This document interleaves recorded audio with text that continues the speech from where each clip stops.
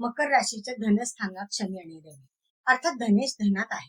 त्यामुळे धनाची काही तशी प्रॉब्लेम होणार नाही. उलट तुमचं पोषवर्ग वाढणार आहे आणि इन्कम तुम्हाला जास्त घरामध्ये खर्च होणार आहे, अर्थात इन्कमही त्या प्रमाणात वाढणार आहे.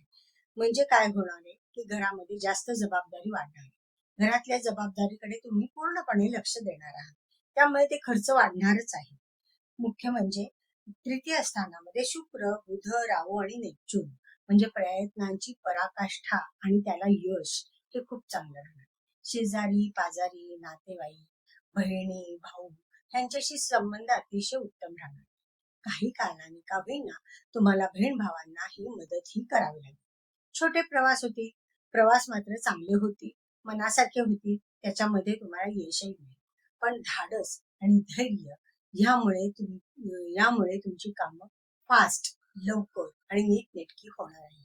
जरी ह्या काळामध्ये तुम्हाला असं वाटलं की आता कामं होत आहेत का नाही, पण अचानकच तुम्हाला काही गोष्टी चांगल्या मिळणार आहे. भाग्यवृद्धी होणार आहे, व्यक्तिमत्वाचा विकास होणार आहे, संततीसाठी काहीतरी चांगले मार्ग तुम्ही काढणार आहे. त्या काही तुम्हाला चांगले लाभही होणार आहे, उत्तम लाभ होतील. चांगले म्हणण्यापेक्षा उत्तम. तुमची ज्या प्रमाणात तुमची प्रयत्न करण्याची जी पराकाष्ठा आहे त्या मानाने यश तुम्हाला निश्चितच मिळणार आहे. कारण आता इथे जरी आता रवी जरी धनस्थानात असला तरी 14 तारखेनंतर तो तृतीय स्थान, म्हणजे तुमच्या कर्तृत्वाला बहार येणार.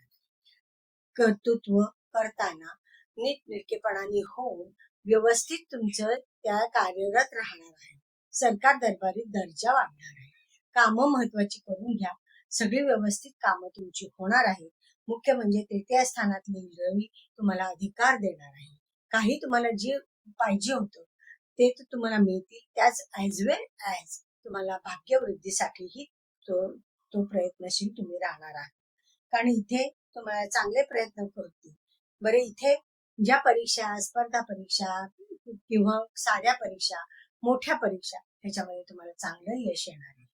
आणि हे यश तुम्ही स्वतःच्या कर्तृत्वाने, स्वतःच्या धाडसाने आणि स्वतःच्या प्रयत्नाने तुम्ही ते मिळवणार आहे. आणि यश हे चांगल्या रीत्या तुम्हाला मिळणार आहे. त्यातून भाग्यवृद्धी ही निश्चितच आहे. खर्च किंवा लोन हे मिळू शकतं तुम्हाला, पण ते कागदपत्र मात्र काळजीपूर्वक बघून मगच त्यातनं तुम्ही ते प्रयत्न करा. आणि त्याच्यामध्ये तुम्ही हात घाला की बाबा आता लोन काढायचंय तर ह्याच्यात यश येणार आहे की नाही, कागदपत्र पूर्ण झालीत की नाही, हे मात्र तुम्ही निश्चित बघा. त्यातून तुम्हाला सक्सेस मिळणार आहे. काळजीपूर्वक कागदपत्र बघणं आवश्यक आहे.